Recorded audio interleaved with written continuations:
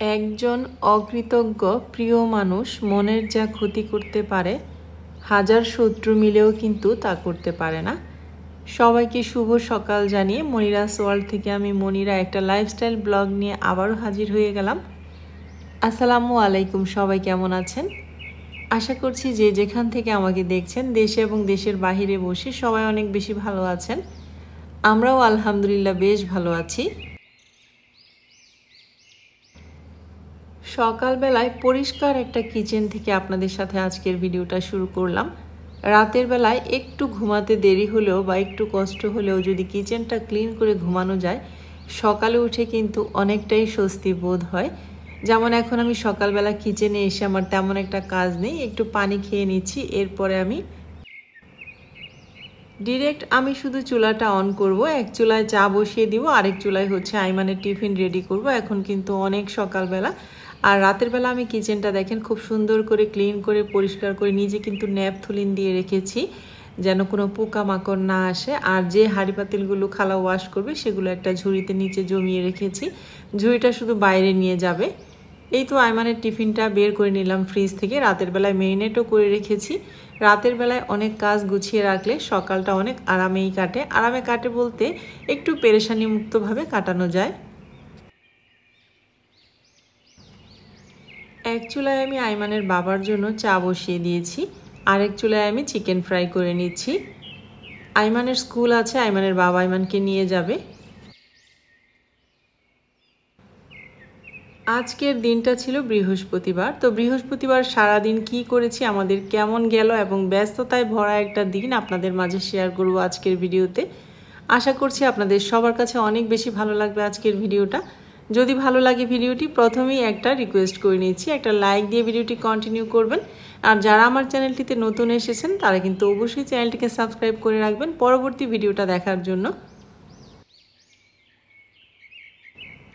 চিকেনটা ভেজে নিলাম আইমানের, এখন টিফিন বক্সে দিয়ে দিলাম। একটু মেয়োনিজ একটু সস দিয়ে দিচ্ছি।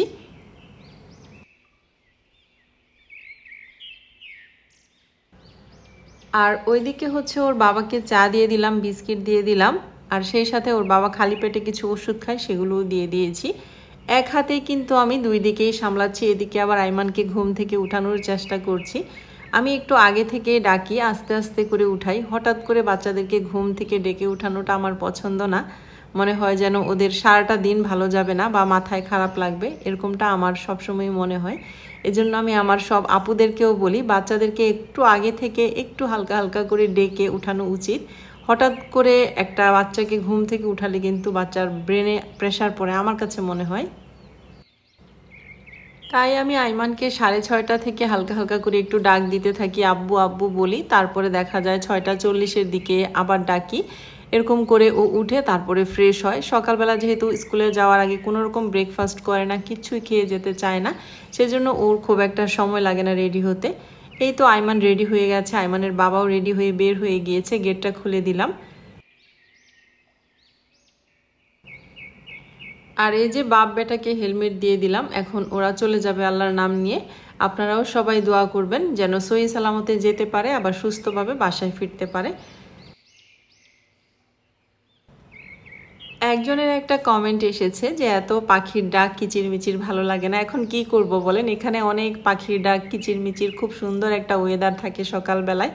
তো আমার কাছে কিন্তু খুবই ভালো লাগে এবং খুব এনজয় করছি আমরা, এবং আমার অনেক আপুরা, বেশিরভাগ আপুরাই আমার ভিডিওগুলো খুব এনজয় করছে। ওরা চলে যাওয়ার পর গেটটাকে আমি একটু টেনে রাখলাম, ওর বাবা আবার চলে আসবে সেজন্য পুরাটা লাগালাম না। আর এদিক থেকে দেখেন রাতের বেলায় ওরা কি করেছে। এখানে আমার মোড়াটাও এনে রেখেছে, তারপরে হচ্ছে আমার গামলাটাও এনে রেখেছে। আমি এগুলো নিয়ে বাসার ভিতরে চলে যাচ্ছি। এরপরে যে শুরু হবে কাজ।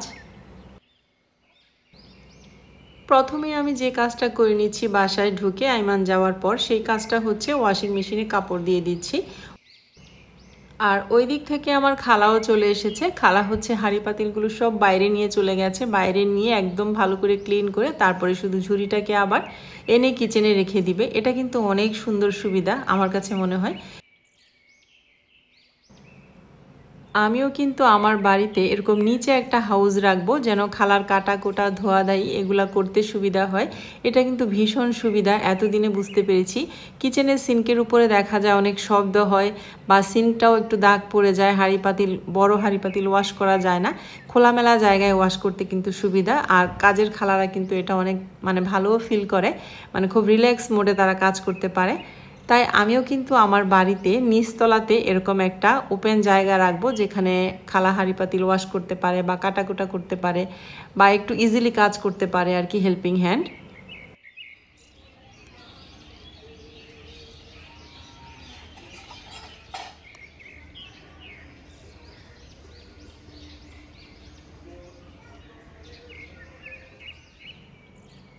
অনেক সময় পর আপনাদের সাথে ক্যামেরাটা আবারও অন করলাম। এখন 10 মিনিট কম 1টা বাজে। রান্নাবান্না মোটামুটি হয়ে গেছে, সব হয়নি। এই তো এখানে আমি লাল শাক ভাজি করে নিয়েছি আর পেঁপে ভাজি করে নিয়েছি, আর কিছু রান্নাবান্না হচ্ছে এখনও চুলায়। রান্নাবান্নার ফাঁকে ফাঁকে বাড়িঘর গুছিয়ে নিলাম আর অনেক কাজ করলাম। কাজ যেন শেষই হয় না। একটা নতুন জায়গায় এসেছি যেহেতু, প্রচুর কাজ থাকে, মনে হয় এটা করতে হবে ওইটা করতে হবে, কাজের কোনো শেষ নেই কিন্তু একটা সংসারের। এই তো এখানে আমি চিকেন রান্না করে নিয়েছি আর টমেটো দিয়ে মুসুরের ডালও রান্না করে নিয়েছি।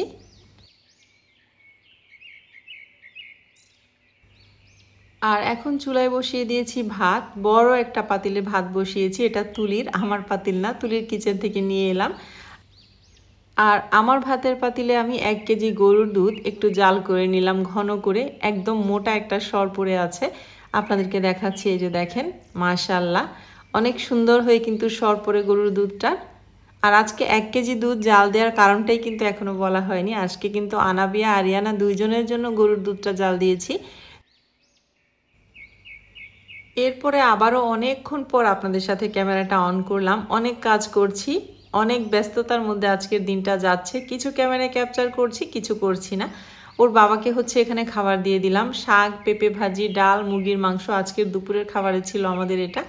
এখন বাজে 3টা 35। ওর বাবা এতক্ষণ শালির জন্য অপেক্ষা করছিল, শালি আসলে একসাথে দুপুরের খাবারটা খাবে, তাই তো ওরা এখনো এসে পৌঁছায়নি। আপনাদেরকে কিন্তু বলাই হয়নি আজকে তুলি আসছে, তুলির বাড়িতে। বাচ্চাদের বাবা খাওয়া দাওয়া শেষ করে বেলাকে এখন দিতে যাচ্ছে। আপনাদেরকে তো আমি গত ভিডিওতে বলেছিলাম বেলাকে দিয়ে দিব, কারণ এখানে তো অনেক বড় বাড়ি, একদিক থেকে আমি লাগাচ্ছি আরেক দিকে খোলা থাকছে। বাইরের অনেক বিড়াল ঢুকে ওদেরকে অ্যাটাক করছে, জানি না কেন এরকম করছে। হিমুকে তো রক্তাক্ত করে ফেলেছে, 2 দিন হিমুর উপরে অ্যাটাক হয়েছে। তো 2টা বিড়াল আসলে সামলাতেও পারছি না, এই জন্য বেলাকে দিয়ে দিচ্ছি। এই তো ওর বাবা বেলাকে নিয়ে যাচ্ছে। বেলাকে তো আমরা ভ্যাকসিন দিয়েছিলাম, এখন আমার মেজু দেবরকে দিয়ে দিচ্ছি বেলাকে। পালা জিনিসের জ্বালা বেশি, তাই না? বেশি দিন কিন্তু হয়নি বেলাকে এনেছি। আরিয়ানা তো কান্না করছে, ওর চোখ টোক পুরা কান্নাকাটি করে ফুলে গেছে বেলার জন্য।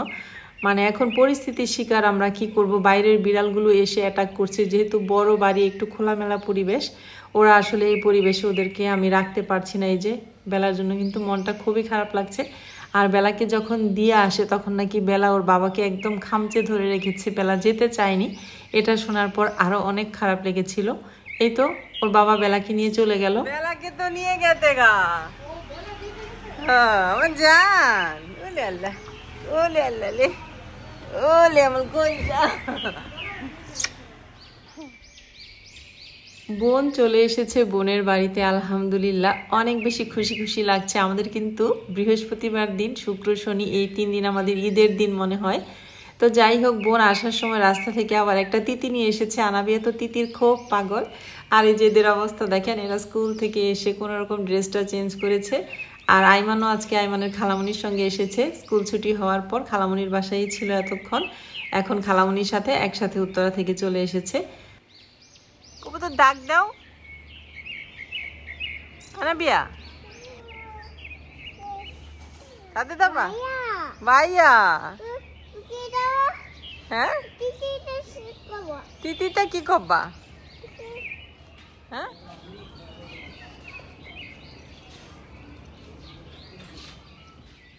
আর এদিক থেকে ওর বাবা আমাদের একটা ম্যাট্রেসের অর্ডার ছিল টঙ্গী বাজারে, সেখান থেকে ম্যাট্রেসটা নিয়ে এসেছে। আর ভ্যান গাড়িতে কিছু দরকারি জিনিসপত্র বাজারঘাট করার ছিল, সেগুলোও করে দিয়ে দিয়েছে।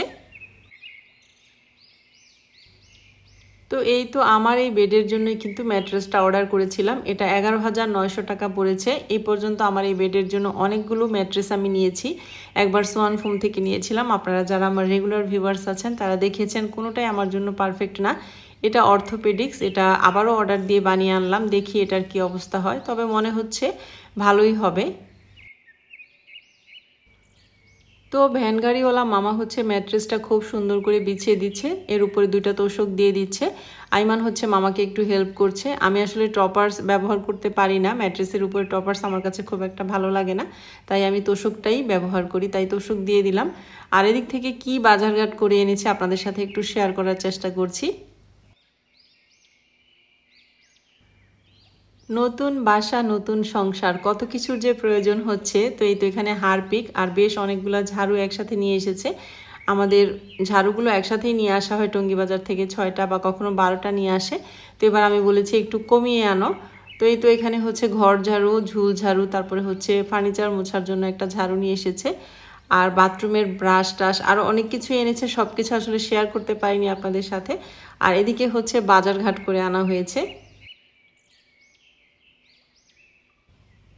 এখানে আসার পর থেকে তো শুধু একে ওকে দিয়ে বাজার করাচ্ছি, ওরকম প্রপারলি বাজারও করা হয়নি, গুছিয়ে আর কি। বাচ্চাদের জন্য বাচ্চারা যে খাবারগুলো বেশি পছন্দ করে সেগুলোই এখানে আনার চেষ্টা করেছি। সব কিছু এখন গুছিয়ে রাখছে আরিয়ানা, আর আমি দুইজন মিলেই গুছিয়ে নিচ্ছি। আর আমার জানটাও কিন্তু এখানে আমাদেরকে হেল্প করছে। এখানে হচ্ছে কর্নফ্লাওয়ার আছে, আলু বুখারা 1 কেজি, আর হচ্ছে সস আর কফি। যাই হোক, টুকটাক বাজার যা লাগবে আজকে মোটামুটি সব কিছুই আনার চেষ্টা করেছি, একদম লিস্ট করে দিয়েছিলাম, সব কিছুই চলে এসেছে। অনেক সময় দেখা যায় এইটা নেই ওইটা নেই, মানে কিছু মন চাইলেও করতে পারছি না। আবার আরিয়ানা যেহেতু এখন নতুন নতুন রান্না করছে, নতুন নতুন রেসিপি করছে, সেজন্য অনেক কিছুরই প্রয়োজন হয়। কর্নফ্লাওয়ারটাও ছিল না বাসায়, নিয়ে এসেছে।